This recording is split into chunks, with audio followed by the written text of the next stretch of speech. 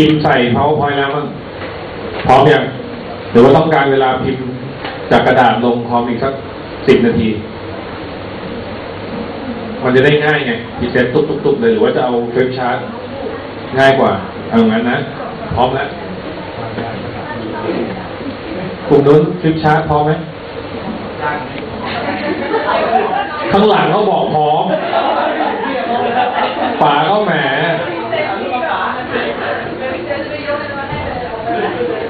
งั้นกลุ่ม2พร้อมก่อนนะครับแต่ว่าถ้ากลุ่ม1จะต้องทำให้เสร็จเนี่ยแต่ต้องฟังเขาด้วยนะไม่ใช่ให้เขาพรีเซนต์ให้เก้าอี้ฟังเพราะฉะนั้นเราจะใช้เวลาตรงนี้นะครับไม่เกิน1 ชั่วโมงทั้งหมดเนี่ยนะครับนั้นพรีเซนต์ประมาณสัก15 นาทีแล้วให้เพื่อนถามช่วยกันถามให้ความเห็นนะครับพี่ฟุ้งพี่ตัวแล้วก็อาจารย์ Professor Chris Professor Dom พี่ก็จะช่วยเติมให้นะครับเพราะว่าถือว่าเรานี่คือแบบฝึกหัดชีวิตจริงมันก็คล้ายๆอย่างนี้แหละเราจะไม่ค่อยมีเวลา15 วันเดือนหนึ่งล่วงหน้านกมันตายมันก็ตายเลยสัตว์มันตายมันก็ตายเลยนะครับไม่ว่าจะเป็นสิ้นเดือนวันศุกร์เย็นหรือวันอาทิตย์เช้าอะไรก็แล้วแต่นะครับเอาเบรกมันไม่มีเวลาที่แน่นอนนะเพราะนั้นก็คือเรื่องของการเตรียมพร้อมเนี่ยมันเป็นเรื่องที่คงจะต้องพร้อมตลอดเวลานะครับไหนๆเราจะเป็นทีมชาติแล้วเนี่ยมันก็คงต้องพร้อมตลอดเวลาไม่งั้นถ้าเกิดเราวันศุกร์เย็นเรายังต้องไป RCA อยู่ป๋าเนยยังต้องไปแบบร้านอะไรในเมืองขอนแก่นอยู่อะไรเงี้ยมันก็ไม่สามารถนะครับเพราะฉะนั้นเราต้องเกิดเหตุแล้วเราต้องไปได้เลยนะครับมันกรณีนี้เนี่ยก็เหมือนกันว่าเราใช้ข้อมูลที่มีจำกัดนะครับเรามีวิชาการระดับกี่ปริญญาก็แล้วแต่นะครับแต่ว่าโอกาสของเรามีแค่นี้ที่จะทำการสอบสวนโรคให้พอจะรู้ว่ามันเป็นอะไรนะครับวันแรกเราอาจจะผิดด้วยซ้ำไปนะครับหรือว่า2-3 วันแรกเราอยากจะงมหาสาเหตุไม่เจอนะครับเมื่อเช้ามีเลคเชอร์นะครับบอกว่าเพื่อนที่ดีที่สุดของเราคือ diagnostician คือเราต้องมีทีมชันสูตรที่ดีอันนี้คือหัวใจของการ detect โรคนะครับ early detection เราต้องการไม่ใช่หาให้เจอมันต้องหาให้เจอให้เร็วแล้วถูกด้วยนะครับถ้าเกิดเราไปบอกว่าอันนี้มันเป็นนิป้าเราพยายามจะไปหานิป้าพุ่งเป้า PCR ก็ติดnegative ไปแล้วพยายามจะส่ง culture อีกแต่จริงมันเป็นโรคอื่นแทนที่เราจะไปให้ยาหมูแทนที่เราจะไปอะไรแบบนี้นะครับมันก็เพี้ยนไปนะครับนั้นก็อยากจะให้กลุ่ม2ขึ้นมาพรีเซนต์เลยใครเป็นคนพรีเซนต์เชิญท่านว่าที่อธิบดี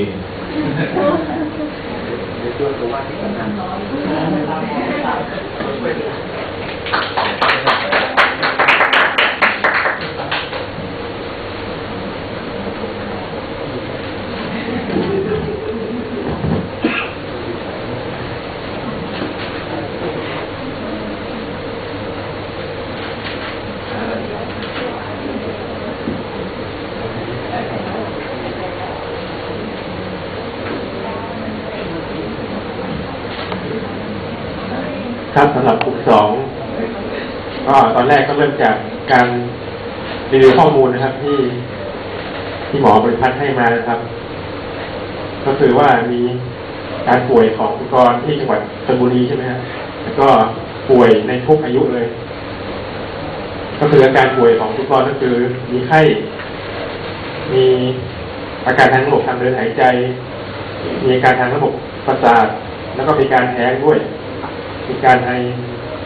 แล้วก็บางครั้งก็จะมีการตายโดยหาสาเหตุไม่ได้ครับไม่พบอาการส่วนในคนเนี่ยก็จะเจอมีอาการทางมีไข้ปวดหัวปวดกล้ามเนื้อนะครับมีการทางสมองแล้วก็โคม่าด้วยครับซึ่งก็จะได้รับรายงานมาจากโรงพยาบาลทั้งหมดนะครับก็สำหรับลักษณะภูมิประเทศที่จังหวัดชลบุรีนะครับก็จะมีการทำฟาร์มเกษตรกรรมก็มีฟาร์มผลไม้แล้วก็มีการเลี้ยงสัตว์พวกโคเนื้อครับแล้วก็มีฟาร์มสุกรเป็นจำนวนมากด้วยแล้วก็มีฟาร์มไก่เป็นจำนวนมากแล้วก็พบมีสัตว์เลี้ยงอื่นด้วยแล้วก็มีพื้นที่สัตว์ป่าด้วย พื้นที่อนุรักษ์นะครับมีพื้นที่อนุรักษ์ในจังหวัดชลบุรีด้วยก็จะมีกลุ่มสัตว์ป่าอยู่ตรงนึงแล้วก็อุณหภูมิช่วงนี้ก็ประมาณ30-40 องศาเซลเซียสในช่วงฤดูร้อนนะครับครับก็เริ่มเลยตอนแรกก็คือ objective นะครับก็คือจุดประสงค์ก็คือตรวจหาโรคในสุกรกับมนุษย์นะครับที่ตอนนี้ก็คือว่าเวลาใกล้เคียงกันนะครับก็เราก็เจอการป่วยสุกรกับมนุษย์เหมือนกันนะครับ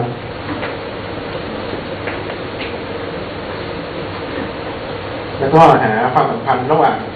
การป่วยระหว่างสุกรกับมนุษย์เนี่ยว่ามันมีความเกี่ยวข้องสัมพันธ์กันไหมที่มันมาป่วยในเวลาเดียวกันเนี่ยแล้วก็การสืบค้นสอบสวนหาสาเหตุของโรคนะครับแล้วก็หาความสัมพันธ์กับสิ่งแวดล้อมที่เกี่ยวข้องด้วยนะครับที่อยู่บริเวณฟาร์มหรือว่าในพื้นที่ส่วนจังหวัดนะครับว่ามันมีอะไรอื่นที่จะเป็นปัจจัยแทรกซ้อนอีกไหมแล้วก็จากนั้นก็หลังจากนั้นก็สรุปแล้วก็วางแผนการป้องกันแล้วก็ควบคุมโรคนะครับที่พบได้แล้วก็หลังจากนั้นก็มาทำ public communication นะครับ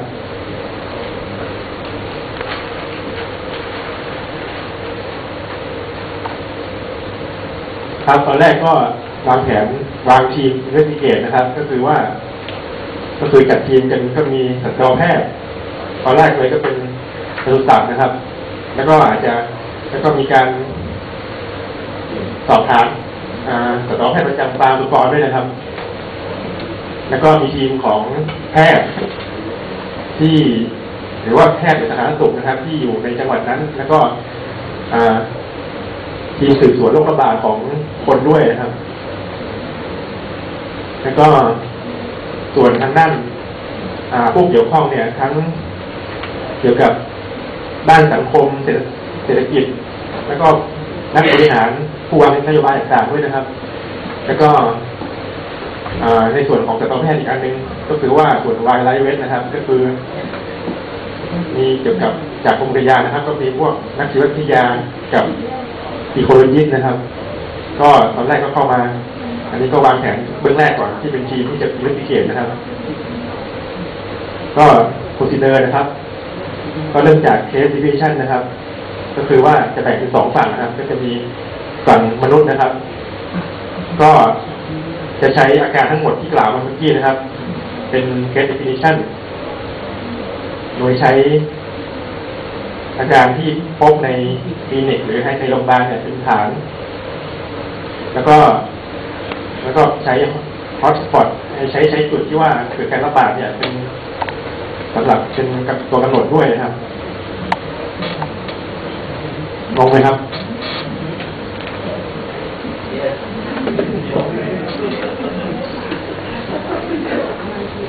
ครับสำหรับในฝั่งของสัตว์นะครับก็จะดูในส่วนของสุกรนะครับก็คือว่าใช้อาการทั้งหมดที่พบอย่างที่กล่าวมาข้างต้นเป็นตัวกำหนดด้วยเช่นกันนะครับส่วนบริเวณที่กำหนดก็คือว่าภาคตะวันออกของประเทศไทยนะครับก็คือชลบุรีอันนี้อะไรนะตามตัวเทียบ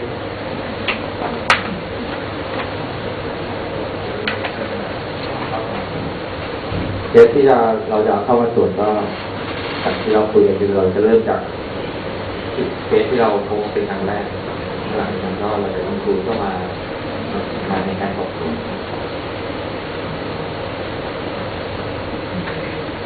ครับจากนั้นแล้วก็พอเราใช้อาการต่างๆให้เข้าในคนในสัตว์เป็นเคสดิฟิชันนะครับคราวนี้เราก็จะเข้าสู่การคอนเฟิร์มเคสนะครับก็คือเราจะใช้หลักการตรวจทางข้อมูลแบบการเนี่ยเป็นหลักการลิฟต์ไดแอกนะครับแล้วก็ไฟนอลไดแอกนะครับก็คือว่าจะใช้ผลตรวจเลือดฮีมาโตโลจีฟีโนโลจีแล้วก็เรดิโอโลจีด้วยการตรวจทางรังสีนะครับก็คือดูบริเวณช่องอกดูปอดดูอะไรอย่างเงี้ยครับแล้วก็ในสัตว์เนี่ยก็จะมีการออโตปซี่แล้วก็การผ่าซากนะครับแล้วก็ใช้การตรวจ PCR ด้วยแล้วก็เคาน์เตอร์เชื้อด้วยครับก็คือตอนนี้จะ อนนี้เรายังไม่ทราบนะครับว่าเชื้อสาเหตุคืออะไรจะเป็นไวรัสหรือเป็นแบคทีเรียอะไรยังไม่ทราบก็คือว่าใช้ตรวจหลายอย่างครับ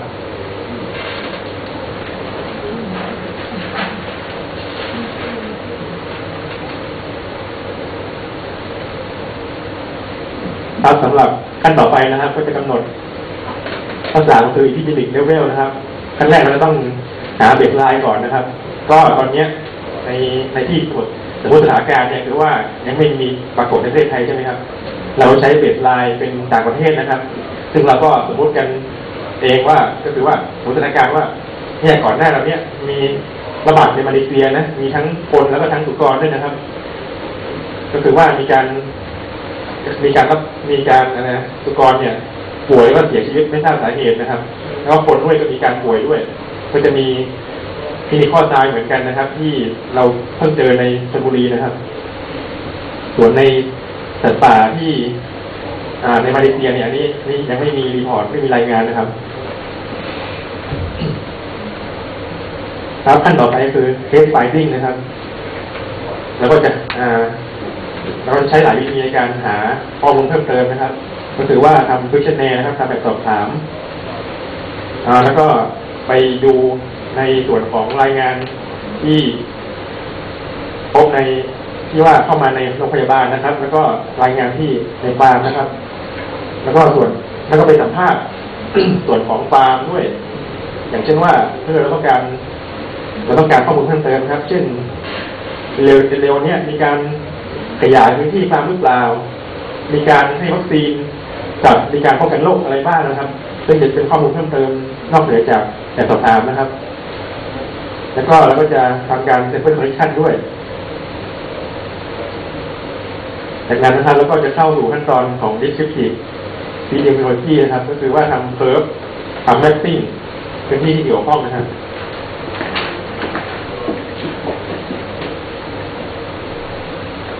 ครับก็อันนี้ก็รีวิวขั้นแรกนะครับก็ทำได้แค่นี้ครับต่อไปก็เป็นส่วนตอบคำถาม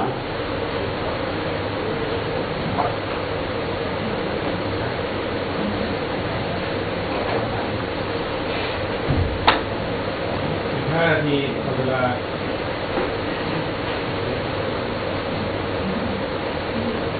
คำถามข้อแรกนะครับตอบไปก็คือว่าเขาถามว่าอะไรคุณทราบได้อย่างไรว่ามีลิงก์กันระหว่างคนกับข้างคาวนะครับก็คือว่าก็สำหรับเรารู้ได้ไงว่าคนกับค้างคาวเกี่ยวข้อ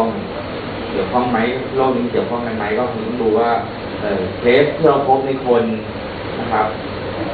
ที่เราเจอนั้นมันลิงก์ไหมอันดับแรกคือลิงก์ไหมกับหมูที่ป่วยนะครับว่า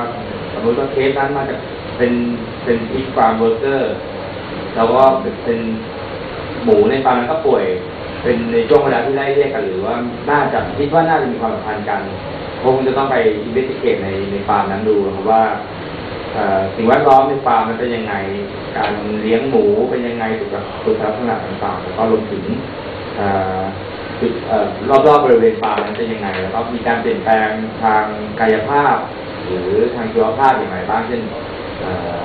รอบๆฟาร์มเป็นสวนผลไม้แล้ว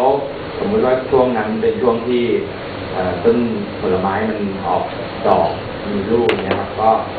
มีโอกาสไหมครับที่ค้างคาวจะมาหากินบริเวณนี้หรือว่ามีการขยายไม่ว่าจะขยายฟาร์มเองหรือขยายสวนผลไม้เองซึ่งอาจจะต้องการพื้นที่มากขึ้นแล้วพื้นที่มันขยายไปในพื้นที่ที่ค้างคาวเคยอาศัยอยู่แล้วอาหารในธรรมชาติของเขาลดลงแล้วเขามามีพื้นที่ใกล้กับฟาร์มแล้วทำให้เกิดหมูป่วยขึ้นมาหรือว่าคนป่วยตามมาหรือเปล่าอันนี้ก็คงเป็นแนวทางที่เราจะหาความเชื่อมโยงระหว่างคนกับค้างคาวครับข้อ2นะครับก็คือว่าจะทราบได้อย่างไรว่าเชื้อเนี่ยมันอยู่ในค้างคาวนะครับก็คือว่าเราจะตรวจท่าของค้างคาวเนี่ยแล้วก็จะตรวจทางเทคโนโลยีนะครับทางน้ำลายแล้วก็ทางปัสสาวะนะครับโดยใช้ผลตรวจทางเลเซอร์ PCR นะครับตรวจ IG นะครับแล้วก็ตรวจ RNA นะครับในอุจจาระปัสสาวะของข้างคาวนะครับ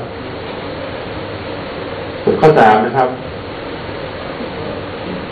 ก็คิด mind map นะครับที่เขียนวาดภาพแผนการที่ว่าการกระจายตัวของโรคนะครับ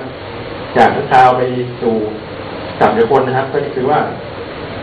อาจจะมีสวนผลไม้เป็นเอลิเมนต์นะครับแล้วก็ข้างๆสวนผลไม้เนี่ยก็จะมีฟาร์มหมูนะครับแล้วก็ข้างๆเนี่ยจะมีป่าด้วยซึ่งข้างคาวเนี่ยก็จะสามารถเคลื่อนที่ผ่านป่าเนี่ยมันเข้าฟาร์มผลไม้แล้วก็เข้ามาใกล้ฟาร์มหมูได้ด้วยซึ่งข้างคาวพอมันทานผลไม้เนี่ยมันก็จะมีการกินผลไม้มีการผสมเกสรนี้ใช่ไหมฮะซึ่งบางครั้งเนี่ยก็จะมีรอยแทะอะไรอย่างเงี้ยแล้วชาวสวนก็ไปเก็บมาขายอะไรอย่างเงี้ยครับก็ทำให้เกิดการติดโรคขังคาวมันได้หรือว่าถ้าขังคาวเป็นสุกรเนี่ยอาจจะมีการขังคาวจะมีการบินผ่านแล้วก็มีการถ่ายมูลถ่ายปัสสาวะเนี่ยลงใกล้ๆฟาร์มนะครับใกล้บริเวณที่เลี้ยงหมูแล้วให้เกิดการปนเปื้อนนะครับซึ่งเนี่ยให้ติดเชื้อในสุกรเหมือนกันครับแล้วก็มนุษย์อาจจะได้รับเชื้อมาจากสุกรที่ได้รับขังคาวทอดเป็นด้วยนะครับเพิ่มเติมนิดนึงครับตรงนี้สำหรับหรือเรามองใน3 มุมอย่างมุมของตัวข่าวเองนอกจากในพื้นที่บริเวณที่เกิด outbreak ที่สมมติว่าเราคิดว่าเป็น outbreak ขึ้นแล้วเนี่ยก็ต้องมองว่าตัวข้างคาวเขามีพื้นที่ที่เขาจะหากินไปกว้างไกลแค่ไหนครับนอกจากบริเวณที่มีการเกิดหมูตายหรือว่าเขาผู้ป่วยแล้วโอกาสที่เขาจะนำเชื้อสมมติว่าถ้าเราเจอเชื้อในความจริงนำเชื้อไปในพื้นที่อื่นจะมีมากน้อยแค่ไหนหรือว่าบริเวณรอบๆชลบุรีเองมีพื้นที่ปลูกมีสวนผลไม้ซึ่งเป็นอาหารค้างคาวหรือเป็นจุดที่ค้างคาวเขาต้องไปทำหน้าที่ตามระบบนิเวศของเขามากน้อยแค่ไหนด้วยสำหรับในส่วนของหมูเองนะครับหมูที่ป่วยเราได้มีมาตรการอย่างไรบ้างในการทำเพื่อป้องกันโรคหรือควบคุมโรคณจุดนั้นแล้วถ้าเกิดว่ามีการตายเกิดขึ้นเนี่ยซากของหมูมีการเอาไปใช้ประโยชน์ยังไงบ้างมีการเผาทำลายไหมหรือว่ามีส่งเข้าตลาดมืดตลาดล่างแล้วแต่ที่คนอาจจะเอาไปบริโภคหรือเปล่าหรือเอาไปเป็นอาหารของสัตว์อื่นๆในพื้นที่อื่นๆหรือเปล่านะครับแล้วก็ส่วนของคนเองก็การคอนแทคระหว่างบุคคลที่มีโอกาสใกล้ชิดกับทั้งหมูและข้างคาวเนี่ยไปในพื้นที่อื่นๆก็คงต้องมองตรงนั้นด้วยข้อต่อไปเลยนะครับก็คือทำไมโรคโซลิติกแบดบอลเนี่ยทำไมถึงได้ประทุขึ้นมาในตอนช่วงเวลานี้นะครับก็จากข้อมูลเบื้องต้นครับก็คือว่าช่วงนี้เป็นฤดูผลไม้ออกผลนะครับแล้วก็อันนี้ก็เกี่ยวกับอุณหภูมิที่กำหนดตั้งแต่แรกที่ว่า30-40 องศาเนี่ยก็มีตอนนี้ก็ยังไม่เคลียร์ว่ามันเกี่ยวข้องหรือเปล่านะครับก็ได้สองข้อนะครับที่ว่าเป็นสาเหตุของการที่โรคมันขึ้นมานะครับ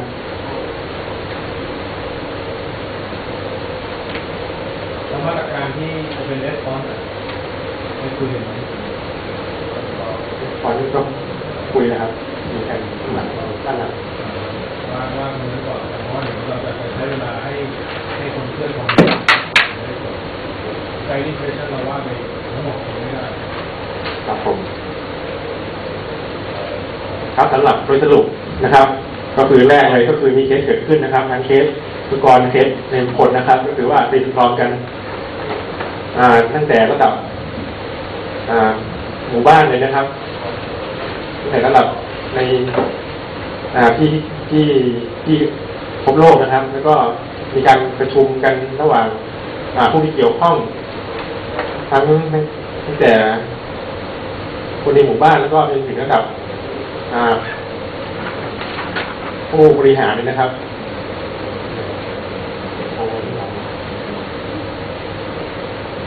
แล้วก็ต่อไปนะครับก็คือว่าเป็นฟังเสร็จแล้วก็เริ่มทำงานกันเลยก็คือว่าแบ่งเป็น3 ฝั่งครับก็ฝั่งอินเวสติเกตในคนนะครับก็จะมีทีมแพทย์นะครับไลฟ์สต็อกปศุสัตว์ก็จะมีทีมสัตวแพทย์กรมปศุสัตว์นะครับแล้วก็เกี่ยวกับนักชีววิทยานักสิ่งแวดล้อมด้วยนะครับก็คือว่าตรวจดู สิ่งแวดล้อมที่อยู่ที่เกิดการระบาดครับว่าน่าจะมีปัจจัยอะไรเกี่ยวข้องอีกหรือเปล่านะครับ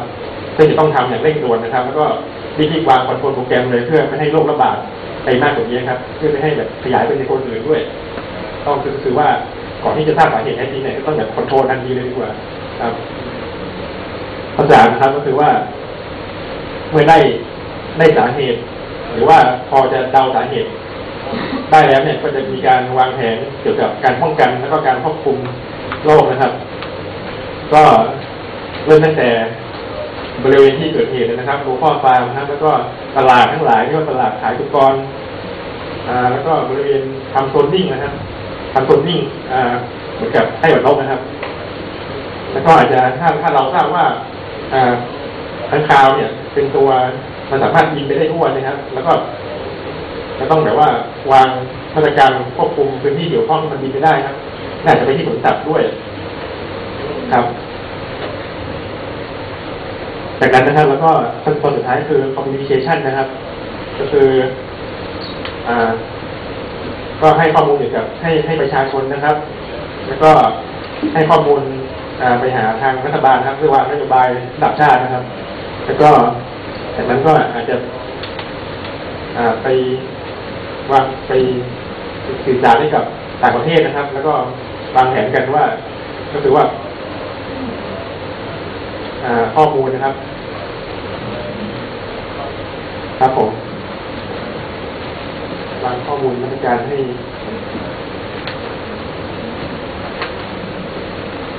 ใครมีความเห็นเพิ่มเติมไหมครับจากที่กลุ่ม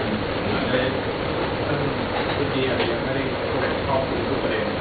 มีประเด็นไหนที่คิดว่าอยากจะขยายความแล้วมันสำคัญแล้วเราคิดว่ามันเชื่อมโยงกับเรื่องเมื่อเช้าแล้วคิดว่ากลุ่มเราได้ใช้ข้อมูลได้ทำการอภิปรายในเรื่องที่ว่ามันน่าจะขยายความให้เพื่อนๆทราบ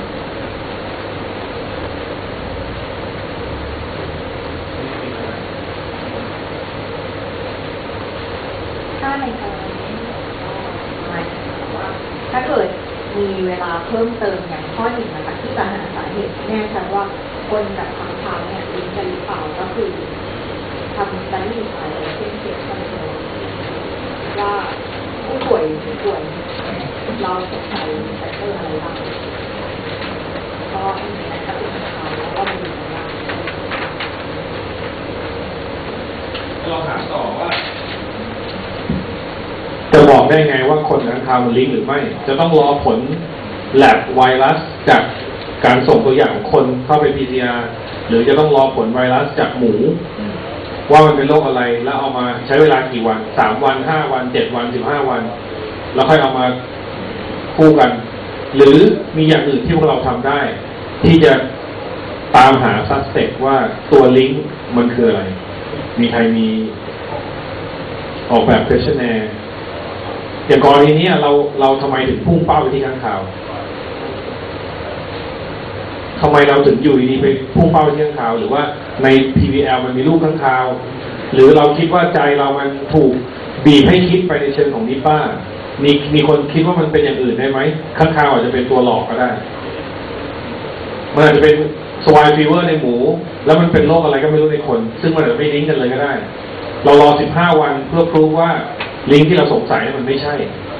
แปลว่า control system เราก็ล้มเลยเราไม่ได้ทำอะไรเลยเราไม่ได้ช่วยทั้งหมูเราไม่ได้ช่วยทั้งคนเราไม่ได้ช่วยทั้งสัตว์ป่ามีอะไรบ้างที่เราจะสามารถจะตัด choice หรือว่า establish ให้มันเห็นว่ามันมีลิงก์กรณีนี้สมมติว่าเป็นค้างคาวสิ่งที่พวกเราจะทำได้อันดับแรกคือไปตามหาว่าค้างคาวอยู่ที่ไหนถ้าเราไม่เจอตัวค้างคาวเราจะไปตั้งค้างคาวเป็น suspect ได้ยังไงจะไปดูที่ไหนไปดูเมื่อไหร่จะดูว่ามันมีอยู่หรือไม่เนี่ยมันก็คือ1ถ้ามันมีค้างคาวมันก็ยังพอเป็น suspect ได้แต่ถ้าไม่มีค้างคาวในรอบแรกนั้น100 กิโลกลางวันก็ไม่มีกลางคืนก็ไม่มีเราจะไป establish link ตรงนั้นได้ยังไงนะครับสิ่งที่เราดูได้อันดับแรกคือเอากล้องไปส่องเอาตาไปดูก่อน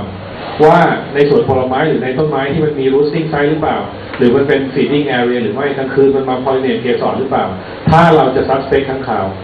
เราคงจะต้องมีเหตุผล support ก่อนที่เราจะไปสงสัยอะไรไปเลยเถิดนะอันนี้เป็นประเด็นที่หนึ่ง Professor, you have something to add on that? Yeah, I think that's a really good point. In reality, most of the time, wildlife is part of the environmental investigation for an outbreak in agriculture or people. And so when you do the environmental investigation, you need to look at the broad perspective of the environment. If you're a wildlife vet doing primary wildlife investigation, that might be a little bit different. But if you are the environmental investigator of wildlife for a human public health investigation, then start very, very broadly with that. So yeah. Yes, Stan. Just taking it a step further, you're talking number 3 about prevention of further outbreaks. What are the immediate steps that you could take, simple steps that you could take even before you got a diagnosis to prevent, just on your suspicions that it was being transmitted to humans, either from pigs or from contact with fruit or whatever, but what are the immediate things you would put in place? มีอะไรบ้างที่ทำได้ทันทีเราไม่ต้องรอผลอะไรขึ้น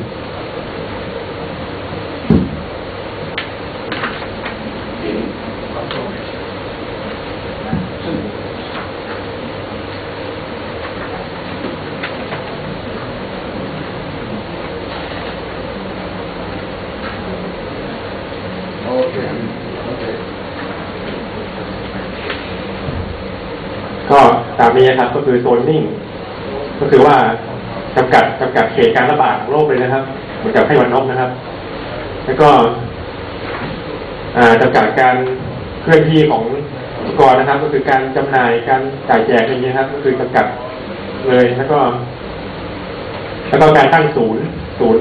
เซ็นเตอร์นะครับเหมือนไข้หวัดนกนะครับก็คือศูนย์เฝ้าระวังนะครับแล้วก็การควอรันทีนสัตว์นะครับที่สงสัยว่าเป็นโรคแล้วก็สุขอนามัยในคนด้วยนะครับอันนี้ก็จะเป็นมาตรการเบื้องต้นซึ่งสามารถใช้ได้ทุกโรคครับในเมื่อเรายังไม่ทราบสาเหตุของโรคแล้วก็ใช้พวกนี้ได้ทุกอย่างครับ Yeah, it does. I was thinking even more simple measures, but talking to the staff of the pig farms, you mentioned PPE there, describing the simple PPE, hand washing, face masks, especially when they're in close contact with pigs, because they still have to feed the pigs, they still have to work with the pigs. Somebody has to do it. So, thanks. I didn't see that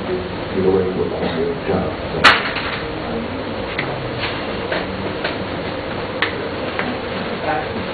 Yeah.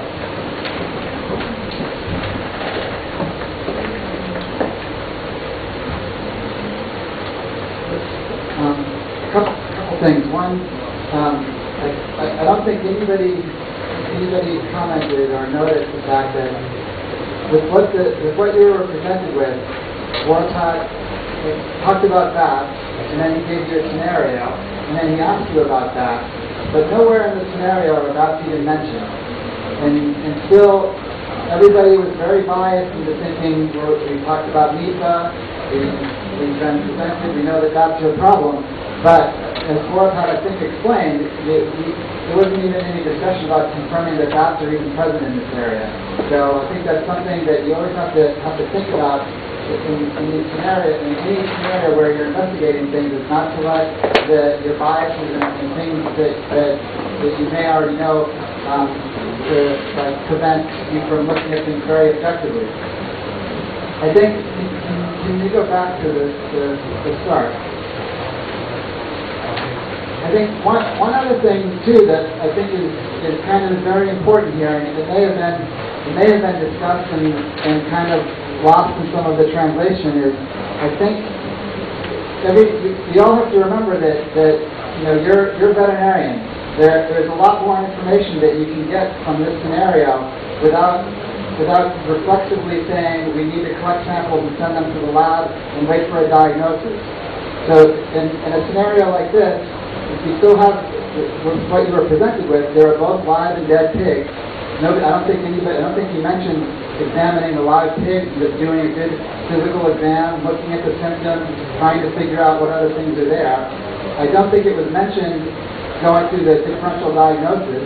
So we sort of jumped ahead to we need to collect samples and get a definitive diagnosis without saying, okay, what else could this be? Could it be swine flu? Could it be any number of other things? So I think just because we've been talking about epidemiology and outbreaks and surveillance doesn't mean that you shouldn't still stick with your instinctive things that you know as a veterinarian. You know, when you have sick animals, you should go through all the processes that you usually think about with how do we figure this out. Let's hear the group. What are the differential diagnoses? Specific the disease that the group talked about, listed as a suspect. Name some of the disease that is a suspect on your list. What are your differential diagnoses? โรคที่เกิดทำให้หมูตายได้ที่มันน่าจะเป็นได้ Classical swine fever Japanese encephalitis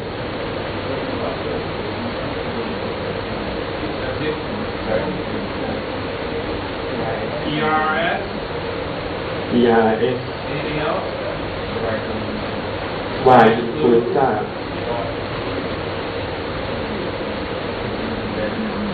Rabies. Heard much about rabies in pigs. What about bacterial diseases, including respiratory infections? A lot of bacterial diseases cause outbreaks of respiratory disease in pigs. มีโรคอะไรบ้างแบคทีเรียสัตว์ป่าจำมันไม่ได้แล้วมีอะไรบ้าง Hemophilus Hemophilus, Actinobacillus, Streptococcus, Pasteurella. I think that goes back to what Chris said, is that the first thought is to go to viruses because of what you've been led to believe and what we've been talking about, but what he's saying is your first, you're diagnosticians, you're trained through your vet course to be diagnosticians, so start at first principles and start to think about, what are the differences between bacterial and viral diseases clinically. You'll see differences, certainly. So, absolutely, don't jump to conclusions. And another issue, if you go, I think on your next page,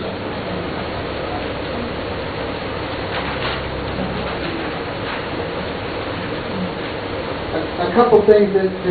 we, in these scenarios that you have to think about with the diagnostics. The first thing is that all of them are going to take time. And in the meantime, there are things that you can and should be doing, as we talked about, just doing a good clinical investigation, physically examining the pigs. With a lot of those diseases that you just talked about, some of those you could at least either sort them out or rank them in likelihood based on what we see clinically, because the picture may not fit very well with all of those. So those are some of the things that you can do while you're waiting for this, because if we think about PCR and culture, it could be 2 weeks before you have that, and in the meantime, pigs could keep dying. I'm not sure if it was mentioned, but I didn't hear any specific reference to ongoing surveillance. Don't forget that just because you're coming in, you have dead animals, you're waiting for a diagnosis, doesn't mean that you shouldn't be thinking about things that we talked about yesterday with monitoring and surveillance to keep track of what's happening, because that's how you're going to build your epidemiologic curve and try to figure out what's going on. So that's part of this investigation. Another point is, in these situations, it can be very tricky when you're working with human samples and animal samples. If they're going to different labs, it may not be very easy to answer the question of is this the same thing. So it could be that your pig samples go to one lab, they're using a certain test, the human samples are going somewhere else, they're just doing serology. So that's something that one of your roles here is to figure out whether samples can all be sent to the same lab, and how you're going to make sure that when you get results back that they're going to be helpful to figure out whether or not these are the same thing. Does that make sense? The other thing is, I want to know why you included radiology here.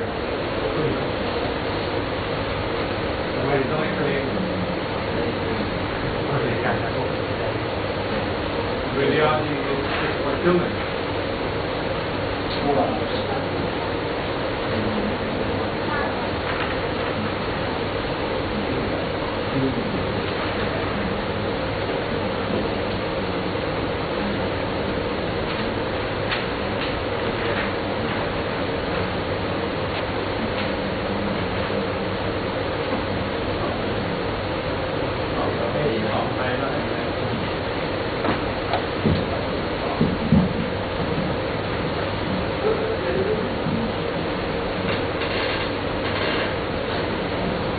สำหรับ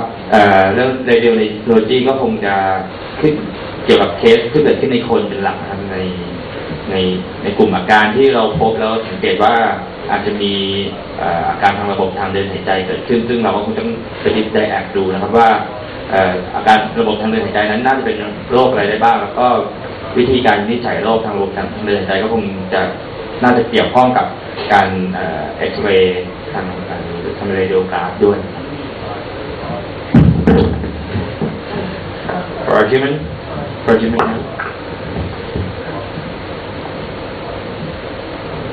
No, I think, yes,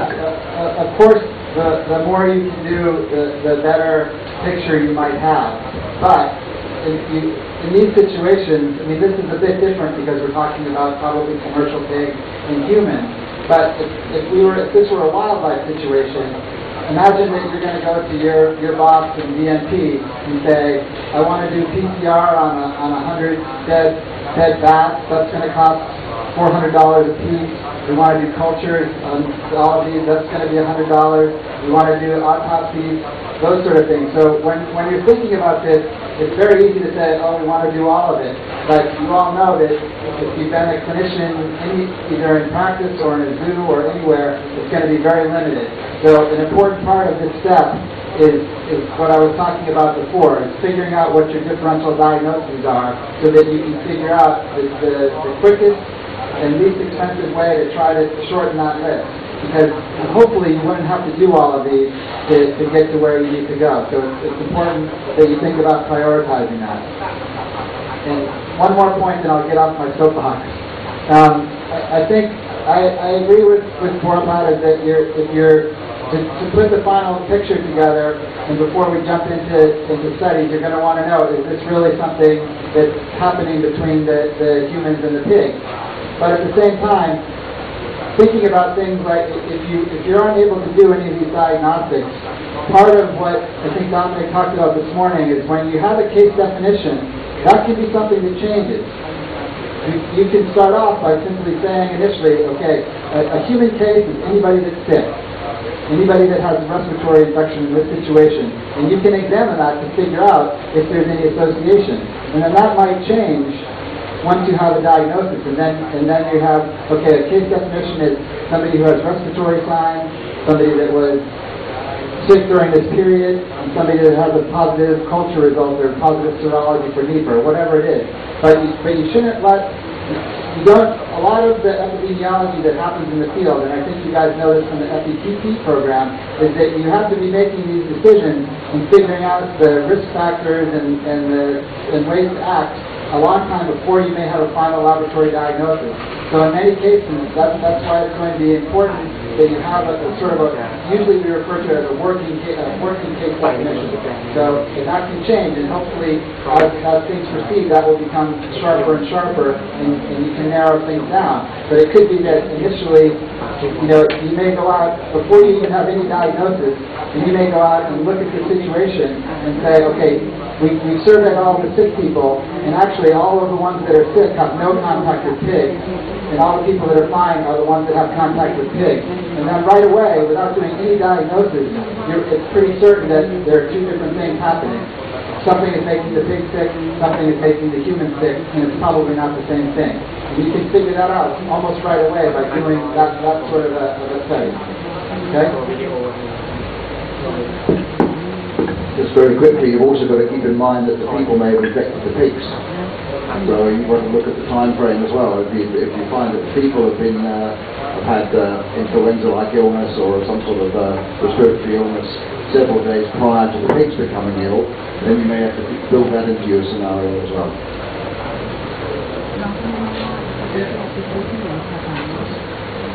Anything from Don? No, that's a fine. All right. Let's hear the second group, and then we can probably add more comments as we go along, just to keep up with the time. ก็ประมาณนี้นะครับกลุ่มหนึ่งก็ได้แสดงให้เห็นแล้วว่านะครับกระบวนการคิดนะครับของกลุ่มได้ทำอะไรไปบ้างแล้วก็อาจารย์ที่ปรึกษาก็ได้ช่วยคอมเมนต์นะครับว่าในกรณีหลายๆครั้งเนี่ยถ้ามันเป็นโรคในปศุสัตว์โรคในคนเนี่ยเขาทำได้โดยไม่มีเราอยู่แล้วหมอเขาก็ว่าของเขาไปปศุสัตว์เขาก็ว่าของเขาไปเราเป็นคนเสริมนะครับเพื่อที่จะดูว่ามันมีความเสี่ยงหรือไม่เราอาจจะเป็นคนมาฟันธงว่ามันมีความเสี่ยงใน wildlife หรือ environmental factor หรือไม่ถ้าไม่มีเราก็ถอยกลับมาสู่ที่ตั้งเราก็ทำอย่างอื่นต่อไปถ้ามีเราถึงจะมี active role ที่จะไปช่วยทำต่อสมมุติว่ากรณีนี้เป็นค้างคาวเนี่ยนะครับบทบาทของเราก็จะมากขึ้นเราก็ต้องมีกระบวนการทำงานนะครับเสริมเข้าไปเพื่อให้มันได้คำตอบที่ชัดเจนนะครับเดี๋ยวกลุ่มหนึ่งนะครับลองขึ้นมาพรีเซนต์ไม่ต้องทุกกระเบียดนะนอกจากประเด็นที่มันต่างจริงๆนะครับดูว่า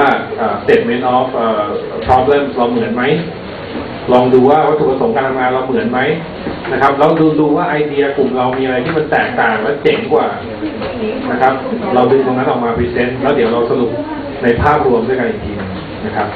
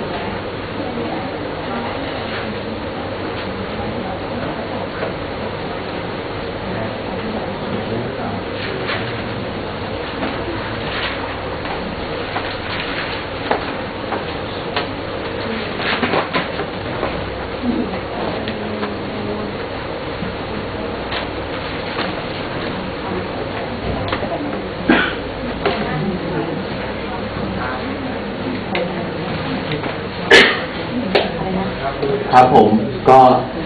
ส่วนอันแรกๆก็เหมือนกันนะครับที่ทำในสไลด์ขอดูสเตทเมนต์ of problem ทีเดียวว่าเหมือนกันไหมอะไรคือปัญหาสิ่งที่กลุ่มเราคิดว่ามันคือปัญหาคืออะไรเริ่มจากไอ้ตัว problem ใช่ไหมครับ problem ก็คิดเป็นอันแรกก็คือมองแบบภาพรวมก่อนเข้าไปก็คือว่าถ้ามองภาพรวมเราก็บอกว่าปัญหาในขณะนี้คือว่ามันเกิดโรคระบาดขึ้นเกิดการระบาดขึ้นทีนี้ก็ถ้าลงดีเทลในเรื่องของปัญหาก็ลงไปอีกว่าโรคระบาดนั้นเป็นโรคระบาดอะไรก็จะคล้ายผมเมื่อกี้ครับเป็นโรคระบาดจริงไหมเกิดในสัตว์อะไร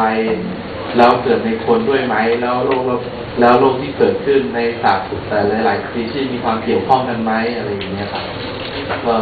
ก็เป็นลงดีเทลในเรื่องของคนด้วยอันนี้เป็นตัวอย่างที่ดูไว้นะท่านว่าที่ผู้ผอ.สำนักเนี่ยนะท่านพยายามพูดให้คลุมเครือพูดให้กว้างแต่ในการ define problem มันต้องชัดวันนี้เราต้องบอกเลยว่า dead pigs getting sick แล้วก็ people getting sick coma แล้วก็ dying อันนี้คือการฟันธงว่านี่คือ statement of problem ถ้าเราไม่บอกว่าปัญหาคืออะไรเราก็จะหลงทางตั้งแต่ต้นนะครับเพราะฉะนั้นเนี่ยการ define statement of problem มันเป็นวิธีการ ทำให้เราคิดได้อย่างตรงประเด็นว่าอันนี้คือปัญหาที่เราจะต้องแก้นะครับอันนี้คือเป็นสิ่งที่ทุกคนเนี่ยเวลาจะทำงานบางทีเราแอสซูมว่าเรารู้ว่าปัญหาคืออะไรเราไม่ได้เคยพูดถึงมันนะครับมันเป็นกระบวนการที่จะให้พวกเราได้ฝึกนะครับในการสื่อสารถึงประเด็นปัญหาให้คนที่เกี่ยวข้องและสังคมได้รับรู้ก่อนอันนี้คือก้าวที่ 1นะครับคือต้องชัดเจนต่อโอเคครับชัดเจนนะครับต่อจากพบกันแล้วมันอะไรนะออบเจกตีฟนะก็ออบเจกตีฟเราก็คือเราก็ต้องการที่จะตอบปัญหาที่เราคิดเมื่อกี้นั่นแหละครับว่าคอนเฟิร์มเราต้องการคอนเฟิร์มว่ามันเป็นเอาท์เบรกจริงไหมแล้วก็เคสเอาท์เบรกที่มันเกิดขึ้นเกิดในพิกในคนจริงหรือเปล่ามีความเกี่ยวข้องกันยังไงอะไรเงี้ยครับแล้วก็ท้ายที่สุดก็คือแล้วเราจะจัดการกับมันยังไงมีมาตรการในการป้องกันควบคุมมันยังไงครับเคลียร์ไหมครับเคลียร์มากต่อเลย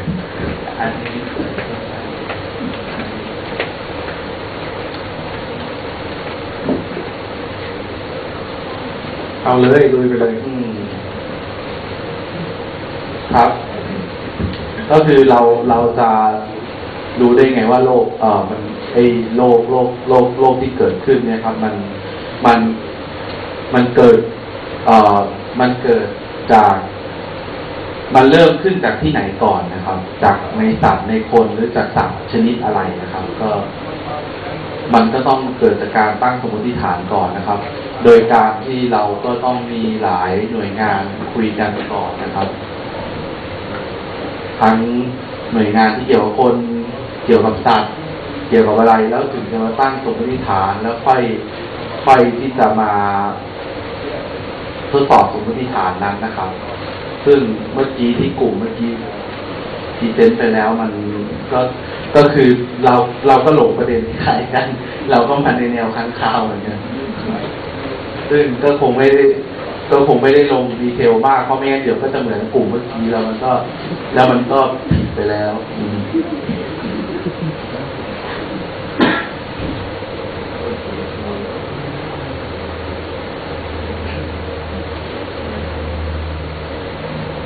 ต่อไป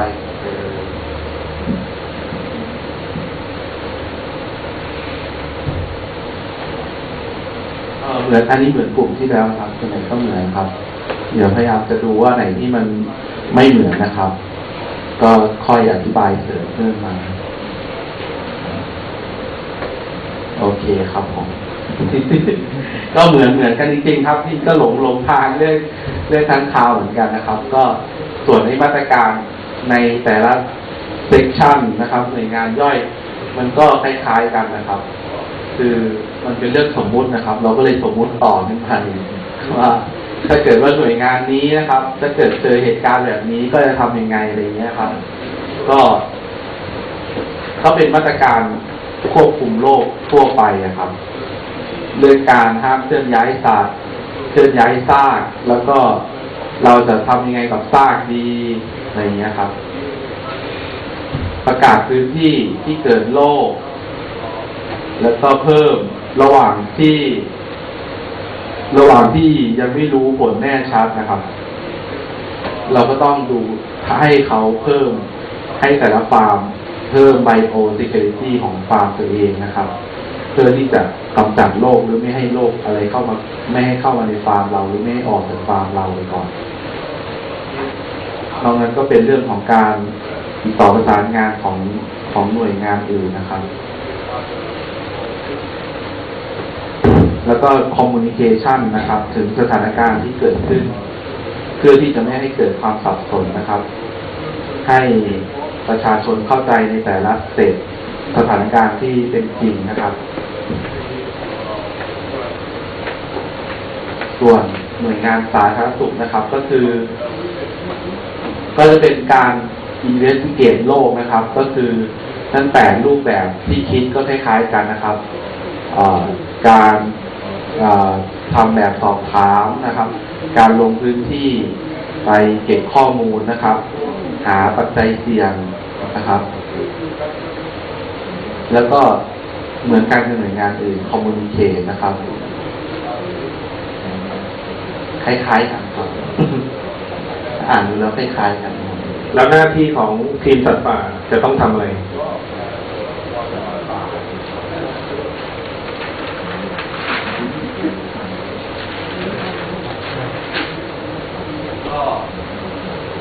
ในส่วนของ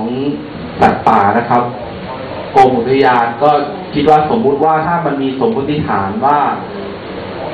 โรคที่เกิดขึ้นเนี่ยมีความเกี่ยวข้องกับสัตว์ป่าหรือสัตว์ในธรรมชาติที่อยู่ในความดูแลของกรมอุทยานเนี่ยครับเราก็ต้องหาทางที่จะทดสอบตรวจสอบสมมติฐานนั้นว่ามันเป็นจริงไหมอย่างเช่นสมมติว่ากรณีที่เราคิดว่าค้างคาวนะครับเป็นสปีชีส์หนึ่งที่มีความเกี่ยวข้องแล้วเราตั้งสมมติฐานเกี่ยวกับค้างคาวเราก็ต้องหาข้อมูลพื้นฐานเกี่ยวกับค้างคาวก่อนนะครับทั้งว่าการหากินอาหารที่กินต่อวันการปริมาณมูลต่อวันพื้นที่อพยพเส้นทางการหากินแล้วก็โอกาสที่จะคอนแทคกับสัตว์สปีชีส์อื่นหรือว่าคนเนี่ยครับเป็นยังไงแล้วก็วิธีการเก็บตัวอย่างเพื่อที่จะสำรวจหาเชื้อดูสถานการณ์ของเชื้ออะไรอย่างนี้ครับว่าในสัตว์นั้นมีจริงหรือเปล่าตามที่เราตั้งสมมติฐานไว้ไหมประมาณนี้เพื่อนๆในกลุ่มมีอะไรเสริมไหมครับประเด็นที่คิดว่าสำคัญแล้วก็อยากจะขยายความจากที่ท่านผู้นำได้พรีเซนต์หรือสิ่งที่เราเป็นคนเสนอที่เราคิดแล้วเราคิดว่าเจ๋งแล้วมันไม่ได้ถูกสะท้อนออกมา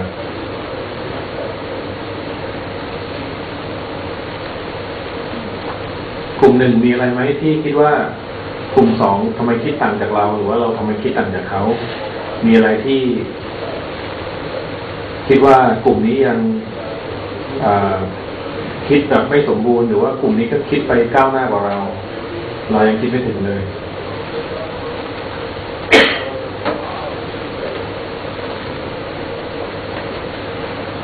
ประเด็นหนึ่งที่พี่อยากจะคอมเมนต์เลยนะครับคือจากการที่ดูสองกลุ่มทำงานเนี่ยนะครับแน่นอนว่าอันดับแรกเนี่ยอินสตรัคชั่นมันอาจจะไม่เคลียร์การอธิบายพวกเราว่าจะให้ทำอะไรให้เสร็จภายในเวลาเท่าไหร่นะครับเรามีเซตคำถามชี้นำให้ว่าจะต้องดิสคัสประมาณไหนเรามีเทมเพลตให้คิดว่าทุกคนน่าจะเข้าใจว่าต้องไปสู่จุดที่มันมีแนวทางปฏิบัติเพื่อให้เกิดการควบคุมโรคเพื่อเป็นทางออกในการหาคำตอบของปัญหานี้อันก็คือคล้ายๆเป็นเป้าลางๆให้เราทำงานแล้วแต่บางทีพวกเราได้ยึดติดกรอบมากอย่างเช่นพอมีสไลด์ของโปรเฟสเซอร์โดมินิกอยู่บนกระดาน9 ข้อเราก็ต้อง1 2 3 4 5 6 7 8 9ทำไมเราไม่1 7 3 9 5 4อันที่สองคือพี่พยายามบอกไว้ว่าคู่มือ OIE ที่อาจารย์ปานเทพกับไม่โดนแจกเนี่ยมันก็มีหลักคิดในเรื่องของการบริหารจัดการแพทโทเจนในเรื่องของ outbreak มันมี4 ยุทธศาสตร์อย่างเช่นยุทธศาสตร์ no action do nothing เดี๋ยวโลกมันก็ตายไปเองหรือมาตรการ eradication หรือมาตรการต่างๆในการควบคุมที่พวกเราลิสต์มาเนี่ยถามว่าเราได้เหลือบตาไปดู reference บ้างไหมนะครับว่าสิ่งที่เรามีในมืออยู่ในกระเป๋าอยู่ใน iPhone อยู่ในคอมพิวเตอร์เราเนี่ยมันเป็นข้อมูลที่เราดึงมาใช้ได้เยอะๆเลยแต่เราถูกบีบให้คิดโดยกระดาษ2 แผ่นกับ PowerPoint 1 อันถ้าเราไม่ทำ1 2 3 4 6 7 8 9วันนี้เราจะต้องตายเราจะกินข้าวไม่ได้นะครับสิ่งเหล่านี้เนี่ยเป็นวิธีที่คริสเล่าให้ฟังว่าบางครั้งเนี่ยเราถูกชี้นำด้วยกรอบอะไรบางอย่างแล้วมันทำให้เราขาดสัญชาตญาณคริสใช้คำว่า instinctively เราเป็นหมอรู้แล้วหมา walk in เข้ามานี่มัน distemper อันนี้มัน power นั่นคือประสบการณ์ที่เราพอจะมีในการยังไม่ต้องไปพึ่ง diagnostic tools แล้วสามารถจะ differentiate ข้อสงสัยแล้วก็ตัดช้อยส์แบบที่ดอมบอกว่าลองลิสต์ขึ้นมาพี่ฟังเนี่ยถามโดมินิกถามว่าเราจะ differentiate ไหมเราจะเริ่ม eliminate choice ไหมอันนั้นคือสัญชาตญาณที่ทุกคนทำได้ทันทียังไม่ต้องสวอปอะไรไปส่งอะไรนะครับหรือแม้กระทั่งการตรวจหมูเป็นอย่างที่คริสบอกเนี่ยเราไปเพ่งประเด็นที่หมูตายมากเกินไปไหมในครอปซี่แน่นอนเราเห็นลีชั่นเยอะแยะเราทำโปรไฟล์เรื่องของพาโทเจเนซิสได้แต่ประเด็นสำคัญคือเราจะลิงก์ว่าไวรัสมันเข้ามาในฟาร์มยังไง transmission ecology เนี่ยมันสำคัญมากๆว่าอยู่ดีเราจะไปเอา control measure เหล่านี้โยนไปแต่มันไม่ได้ตัด connectivity เลยใน risk loop ทั้งหมดเนี่ยถ้าเราแก้ไม่ตรงจุดปัญหามันก็ไม่จบหมูก็จะป่วยไปเรื่อยๆตายไปเรื่อยคนก็จะตายไปเรื่อยนะครับเพราะเราคิดว่าเหมือนกับเรามีสูตรสำเร็จว่าจะต้องโรยปูนขาวจะต้องพ่นยาจะต้องจุ่มล้อจะต้องทำลายหมูฝังเผาแต่ถามว่าเราทำไปเนี่ยด้านหนึ่งเนี่ยมันก็จะต้องมีหลักอ้างอิงในเชิงของความรู้ในเชิงของความรู้ด้านวิทยาของโรคเป็นตัวบังคับอยู่นี่งั้นเราก็เวียนแหทำนะครับอีกอันประเด็นที่คริสได้พอยต์เอาไว้นั้นน่าสนใจก็คือเราอยากจะตรวจทุกอย่างเลยตรวจน้ำตรวจดินตรวจผลไม้ตรวจหมูตรวจคนแล้ว sample size มันก็เยอะ diagnostic cost มันก็เยอะอย่างเช่นเราต้องการ screening เนี่ย5 โรคเนี่ยเรามีหมูตาย200 ตัวเราจะตรวจกี่ตัวนะครับในเรื่องของ priority ในเรื่องของ sampling strategy ในเรื่องของ diagnostic strategy เราจะตรวจอะไรอย่างไรให้ใครตรวจอย่างไรให้ผลดีที่สุดอย่างไรให้ผลแม่นยำที่สุดอย่างเช่นที่คริสบอกส่งตัวอย่างเลือดคนกับเลือดหมูไปคนละแลบเพื่อตรวจนิพาไวรัสกลับมามันก็เขียนกันแลบคุณไม่ standard ใช้แลบคุณไม่ WHO แลบคุณไม่ national ไม่คุณไม่ OIE เพราะฉะนั้นในเชิงตรงนี้เนี่ยเราจะต้องเจอแน่นอนในชีวิตจริงนะครับไม่ว่าจะเป็น H1N1 ไม่ว่าจะเป็น FMD นะครับเพื่อให้มันมาสู่จุดที่เป็น case definition ให้ได้ไม่งั้นก็จะเถียงกันไม่จบไม่สิ้นนะครับว่าของคุณแลบคุณมันจอมคอนแลบคุณมันฟอลเนกาทีฟเยอะแลบคุณมันฟอลโพสิทีฟเยอะสิ่งเหล่านี้เนี่ยนะครับเราอยากจะให้น้องๆเอาเลคเชอร์ตั้งแต่วันแรกวันที่2กับวันนี้บวกกับประสบการณ์ที่เราเรียนมา6 ปีกับที่เราทำงานใน3 ปีเนี่ยเอามาใช้ในเวิร์กช็อปนี้ในการแก้ปัญหาเพราะฉะนั้นตัวอย่างของ problem based learning เนี่ยมันก็เป็นแค่แบบฝึกหัดถ้าเราไปคิดว่ามันเป็นแบบฝึกหัดบอกว่าอันนี้ถ้ามันสมมุติมาเราก็สมมุติต่อก็ได้แต่ถ้าพี่บอกว่าอันนี้คือเคสจริงอันนี้คืออีโบลาแปลว่าเราก็ตกหมาตายเราก็แก้ปัญหาไม่ถูกแต่วันนี้พี่ไม่ได้บอกว่าพี่มีคำเฉลยนะครับเพียงแต่ว่าเราดูซิว่าสำหรับข้อมูลที่มันมีจำกัดในสภาพจริงมันจำกัดแน่นอนครับนอกจาก Google นอกจาก reference PDF ที่เราจะมีกันเต็มกระเป๋าเนี่ยอีกอันหนึ่งก็คือเรื่องของการประสานงานที่พี่ได้ยินนะครับก็คือว่า coordination เนี่ยเราอาจจะต้องปรึกษาผู้รู้ว่านอกจากชลบุรีแล้วเนี่ยเราคิด beyond ชลบุรีไหมในระยองจันทร์ตราดมันมีเหตุการณ์ไหมในเขมรมันมีไหมหรือมันมีภาคตะวันตกของประเทศไทยราชบุรีมีไหมนครปฐมมีไหมไอ้ที่มันเป็นเลี้ยงหมูเยอะๆเนี่ยนะครับเราสามารถจะประสานงานด้วยโทรศัพท์หรือด้วยเข้าไปเช็คข้อมูลของกรมปศุสัตว์เราก็พอจะรู้ข้อมูลแล้วนะครับหรือว่าในเรื่องของโรคในคนก็เหมือนกันนะครับถ้าเราทำงานไปบุกไปข้างหน้าโดยที่ไม่มีการประสานงานกันก็ดีใจที่ทั้ง2 กลุ่มได้คิดในเรื่องของ joint investigation ที่มีทั้งหมอมีทั้งปศุสัตว์มีทั้งนักนิเวศสัตว์ป่าเพราะฉะนั้นเรากำลังคุยถึงเรื่อง One Health Approach ว่าเราจะมีส่วนไปช่วยในการ investigate โรคที่มันเกิดขึ้นในปศุสัตว์กับในคนได้อย่างไรแบบที่ดอมพูดเราก็จะต้องทำหน้าที่แบบหนึ่ง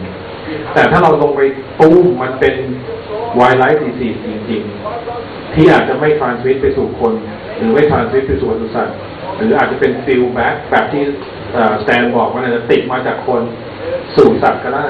เราก็จะมีบทบาทอีกแบบหนึ่งที่เราจะเป็น leader เราไม่ได้เป็นแค่ ตัวประกอบในการไปช่วย investigate นะครับมันคือ investigation ของเราเองเราอาจจะดึง MD ดึง Livestock Vet เข้ามาช่วยเรามันก็จะเป็นอีกรูปแบบของการทำงานนะครับเพราะฉะนั้น exercise นี้ก็คิดว่าอยากจะให้พวกเราได้เห็นเป็นตัวอย่างนะครับมันมีเยอะเลยที่เป็นโรคที่เป็น zoonotic disease ก็ดีหรือเป็นอย่างเช่นเรบีสมีเยอะแยะมากมายมหาศาลถ้าเราไปเสิร์ชข้อมูลเลยนะครับเรายังไม่สามารถจะเข้าใจเรบีสได้ดีนะครับโรคง่ายๆที่เราคิดว่าเราเข้าใจแล้วเนี่ยนะครับกว่าที่เราจะไปถึงเวสไนล์ไวรัสกว่าที่เราจะไปถึงโรคอื่นๆนะครับเวลาก็ล่วงเลยมาพอสมควรนะครับพี่ก็จะให้โอกาสเชิญวิทยากรทั้ง3ท่านหรือว่าใครที่มีคอมเมนต์อื่นๆนะครับ I think we are about done here and I'd like to hear more from you guys as a big picture and overall suggestions in this exercise maybe starting from Stan, Chris and then the big Professor Dominic in the back of the room. Please, if you have any general comments towards this exercise.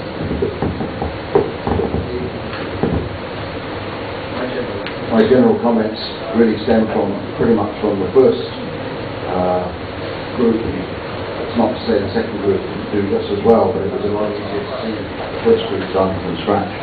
But I thought the first group actually did a very comprehensive job, and it was good to see their lines of thinking. And they followed the outbreak investigation format, if you like, through that Don presented this morning. And so I think that I'm hoping that the second group as well, will have a clearer picture of how to do things, particularly as we've also had a few comments to that. Nothing's perfect. No one's expecting you in 1 hour to go and do a 100% accurate outbreak response. But I think that the reasons for Dom putting forward a structure, there's a structure for developing a surveillance program, a structure for outbreak investigation. We don't always have to stick exactly to that structure, but it gives you something to, as we say in English, to hang your hat on. You can start somewhere and then define or refine things to the right. So I was very pleased at the outcomes of what you perceived, what you produced. And it was a good one. The good one was that the thing that I thought was interesting, Chris picked up on it in particular, but also Dr. Boropat, that you started off with a preconception almost that it was Nipah virus because we discussed Nipah virus yesterday, but many of you forgot that in fact you were clinicians and that you ought to be thinking a bit wider than that at first and then narrowing things down. So please, that's probably the one good lesson you've learned today is don't go, you were sitting somewhere and someone's talking Nipah virus, Nipah virus, Nipah virus. Make up your own mind and work from your basic principles that you spent 6 years at vet school learning. So don't just throw those out just because you're becoming wildlife vets.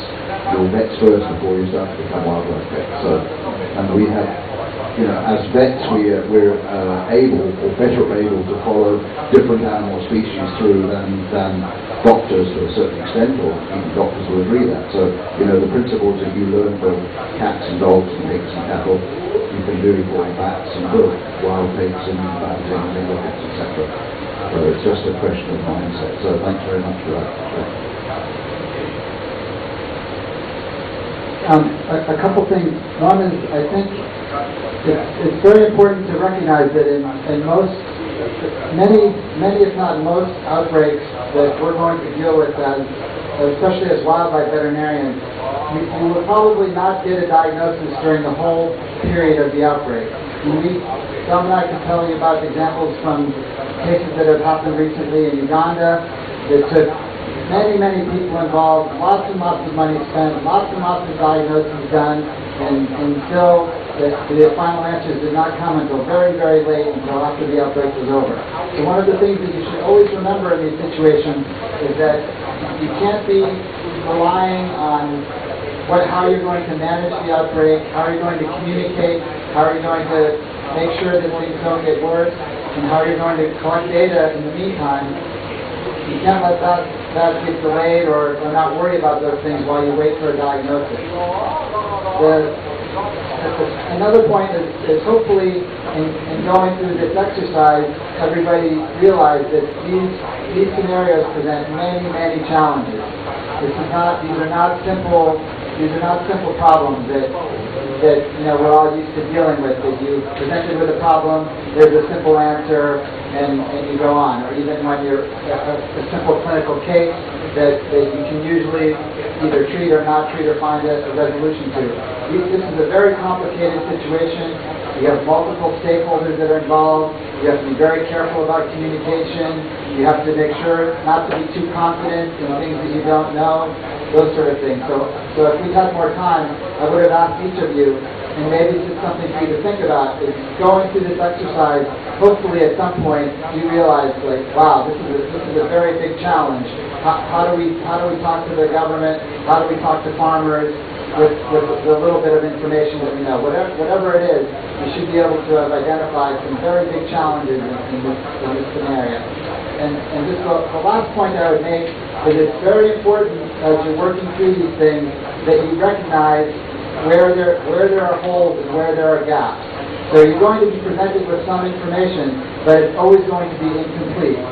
So part of dealing with outbreaks and part of managing these situations is being able to say, this is something I don't know, but I need to know this, and I need to know how to find that answer. Whether you do it yourself, or whether you talk to doctors, or whatever the situation may be, a very important part of this whole process is being able to sift through the information that you have and the information that you need, and how to get that information. Whether it's a diagnosis, whether it's a history of which kind of bats are in the area, anything. So it's very important to identify those things. Okay, thank you. So, these guys brought up great points. Everybody has brought up good points about the case study. You guys are smart, I can tell. You did a good job. You're taking these things that we're providing and just giving you a lecture, and you're using them, you're incorporating them. I can see that. Congratulations, you're a wildlife veterinarian. You made it, right? And you have jobs, and it's now becoming more official and things like that, right? So what we're talking about is now surviving as a wildlife veterinarian. Okay? You have to be smarter, you have to be tougher, you have to be more clever than anybody else because your job is harder. Okay? And I'm not being wildlife, although I am. But no, it's right. You will live alone, in many instances, in a park with very little resources, without a history of data and information, with only your smarts, your notes, and your cleverness to make a difference. Right? So, how do you survive? You use those things, but you realize that wildlife medicine or epidemiology is a team sport. Right? So you make connections everywhere you can, and you figure out every way of finding information, of doing communication with your network, which you're now in. Right? You're now in a worldwide network that is very small, that is very supportive of each other. And your links are through your colleagues that have already reached out and built those links and used them. You have a network. So these are very difficult problems. Communicate and learn other people's language. Not English-wise. I cannot talk about that because I barely know my own. But learn the language of WHO. Learn the language of FAO. Because those will also be your local collaborators. Learn your wildlife biology language, your ecology language, because those people will live in the park with you. And they're probably smart too. Right? So all of these comments on here are saying you did a very good job bringing in the structure that we gave you. You need more ways to learn that structure, practice that structure, utilize the things that exist, and bring yourself into a place where you can connect and communicate to be successful. Because it's a hard job out there. You guys have to make sure your network is strong with each other, and then use your friends and your advisors and your mentors to bridge out. And we will all be there. Part of the wonderful opportunity of this wave of wildlife issues is that we're all meeting each other and building a better network. Okay? But learn everybody else's rules as well. Learn how to talk to them in their language. This is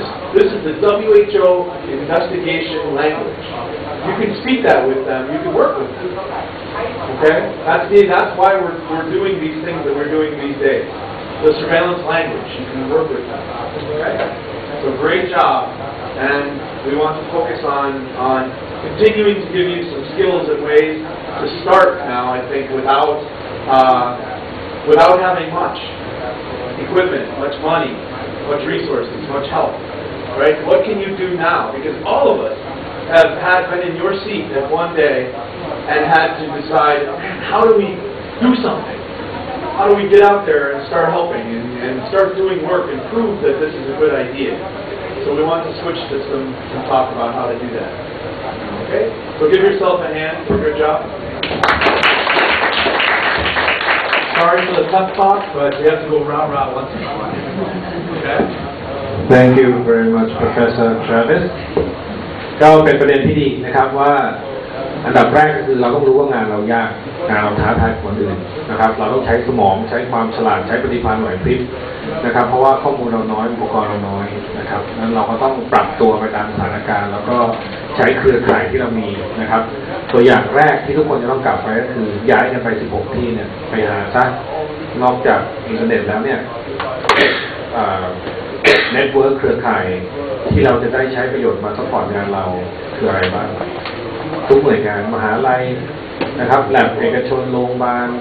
ศูนย์ชันสูตรของกรมปศุสัตว์หรืออะไรก็แล้วแต่แล้วอย่าลืมว่าไม่ใช่เราจะได้อะไรจากเขาเราจะให้เราก็ได้บ้างนะครับเพื่อที่ให้เขาเห็นศักยภาพในการที่มีเราไปอยู่ในพื้นที่นะครับแล้วก็เครือข่ายนอกจากในประเทศแล้วก็คือเครือข่ายที่ขยายออกไปนะครับมีอาจารย์ประเทศ1 คนมีพี่1 คนมีอาจารย์ตัวมีอาจารย์ฟุ้งนะครับก็ต่างคนก็ต่างมีเน็ตเวิร์คที่จะดึงเข้ามาช่วยเราทำงานให้สำเร็จนะครับก็ได้รับคำแนะนำที่ดีนะครับจากโดมินิกแล้วก็คริสนะครับก็คงจะจบใน PPL นี้เพียงเท่านี้นะครับเราคงจะได้คุยกันต่อบ้างในโอกาสอื่นๆนะครับก็เป็นตัวอย่างนะครับยังมีอะไรเยอะให้เราเรียนรู้ก็คืนไมค์ให้กับ MC นะครับคุณหมอปอน